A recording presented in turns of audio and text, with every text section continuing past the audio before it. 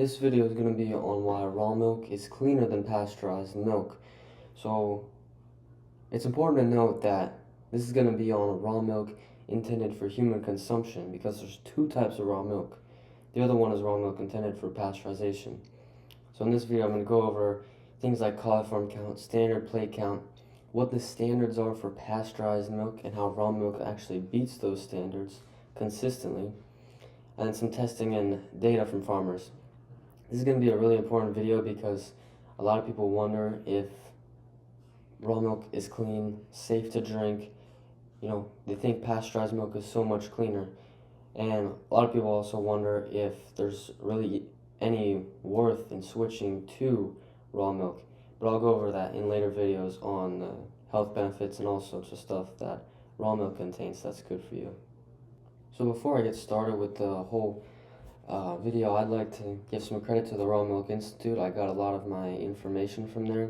And I'd like to say that neither raw nor pasteurized milk is without risk, nor produce even. Produce is actually consists of 46% of foodborne illnesses per the FDA, and that really just goes to show that no food is safe, and a lot of foods can be allergenic to people, like pasteurized milk. However, raw milk has been shown to actually decrease a lot of allergies and health problems with children, and in the meanwhile, pasteurized milk has been shown to be allergenic. You think of lactose intolerance, that's an allergy that people have to pasteurized milk. They don't really have that with raw milk. So there are some terms I ought to define used in this video. Two of them are going to be coliform count and standard plate count. They both measure the cleanliness and hygiene of the milk. There's some information on this slide about it. Coliform count ought to be much lower, as I'll show, than standard plate count.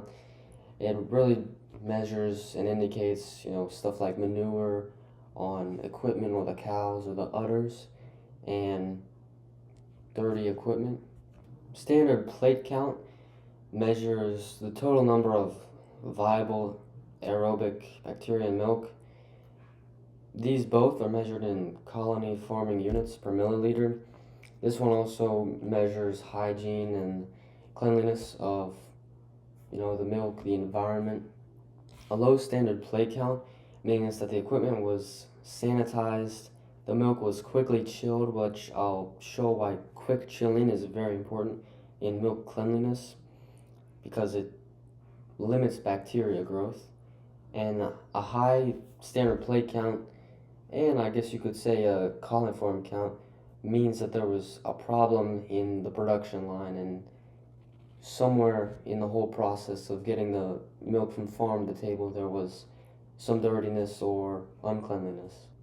Another important thing to note is that the presence of pathogens in any food doesn't necessarily mean you'll get sick.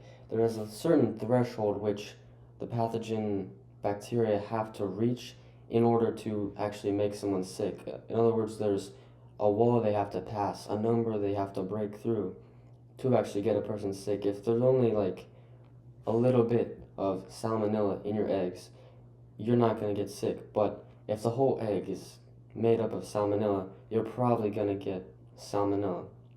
Bacteria counts, not a fun fact, but bacteria counts can double in roughly 20 minutes if they're left at room temperature. That's why quick cooling of milk is very important.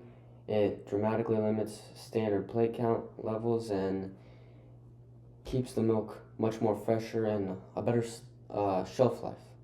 So these are the standards for pasteurized milk. It's very specific, so I'll just read off of it. Basically, according to the Pasteurized Milk Ordinance from the FDA, pre-pasteurized milk is allowed to have up to 100,000 CFU of bacteria in standard plate count testing, while pasteurized milk is allowed to have 20,000. And then the state of California for coliforms allows up to 750 CFU in raw milk for pasteurization. That's in raw milk, obviously. And then Virginia law states that grade A milk and milk products that are pasteurized, their coliform counts must not exceed 10 CFU basically. And commingled milk for Virginia, the coliform count is 100 for the limit. So some more standards are that the state of Virginia states that the temperature of milk for manufacturing purposes shall be cooled to 40 degrees Fahrenheit or cooler, but not to 32 degrees Fahrenheit, which is frozen. That's within 2 hours after milking, so that's a lot of time where extra bacteria can be growing, the standard plate count can be on the rise, coliforms can be growing, and the milk can just be getting more and more unclean, more and more filthy, especially in this raw milk that is made for pasteurization anyway, so it's going to be filled with all sorts of filth. It's not going to be nutritious, and it's going to be, just plain filthy, and, because they're going to send it to pasteurization to kill everything in it anyway. Then the Raw Milk Institute, their standard is that milk should be cooled to 35 to 40 degrees Fahrenheit within an hour after milking. This is going to limit standard plate count dramatically because the quick chilling limits bacteria from growing, because as I said earlier, at room temperature, bacteria counts can double in like 20 minutes. So it's good that, you quickly chill, quickly cool the milk as fast as possible, and then keep it at that temperature. That also helps the milk to be more stable and have a longer shelf life as well, compared to pasteurizing it and getting your shelf life that way and just killing everything in it. And then if you look at these charts, you can just see the standards, Virginia Grade A milk and the Raw Milk Institute standards are the same. Pasteurized milk and then raw milk standards, they're the same.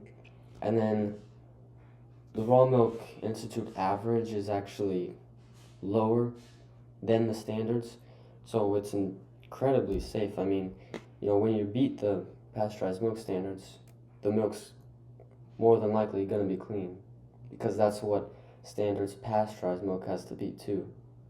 So now we've got the Raw Milk Institute standards for clean raw milk. Essentially, they set standards that are as clean and even stricter than the FDA for clean raw milk, than the FDA sets for pasteurized milk. And their farmers actually even beat their own standards that they need to beat, because, when you actually take care of the cows, keep them clean and healthy, and then also keep the equipment clean and chill the milk fast, the milk's going to be clean. So the Raw Milk Institute common standards are less than 5,000 CFUs for standard plate count testing and less than 10 CFU in coliform testing. If you look at these graphs, the data show that the Raw Milk Institute average from the farmers are lower than pasteurized milk standards, far lower, almost a tenth of what they need to be for pasteurized milk. So, you're like, 90% cleaner? And then standard plate count standards, it's at 1,000 when it ought to be at, the limit is 20,000 for pasteurized milk. That just goes to show that, they're beating what pasteurized milk is acceptable to be consumed. When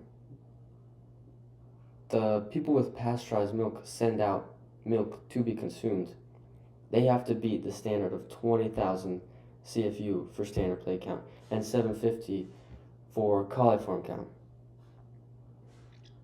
The Raw Milk Institute farmers are beating that by so much, and it's not even close, really. So this is Creambrook Farm, where I get my milk from. This milk, they test their milk, as do, I'm sure, all the Raw Milk Institute farmers. Pretty sure they have to be listed, actually. And so this is the average over the last few months in 2026. You can see their standard plate count levels and the coliform levels. So just a quick reminder from the last slide. For pasteurization, the standard is less than 10 coliforms and less than 20,000 standard plate count. So for the coliform, they are 80% lower than the standard for pasteurization. So I mean 80% cleaner essentially than what pasteurization needs to be. And then for the standard plate count, they are, I averaged up this how I'm doing the math, 99% lower than the standard for pasteurized milk. That's an average of 90% cleaner than pasteurized milk needs to be. Now again, this doesn't mean that pasteurized milk is at 20,000 standard plate count or is at 10 CFU for coliform. But I'm just saying that they beat the standards by an average of 90%. They're 90% cleaner than pasteurized milk can be for human consumption.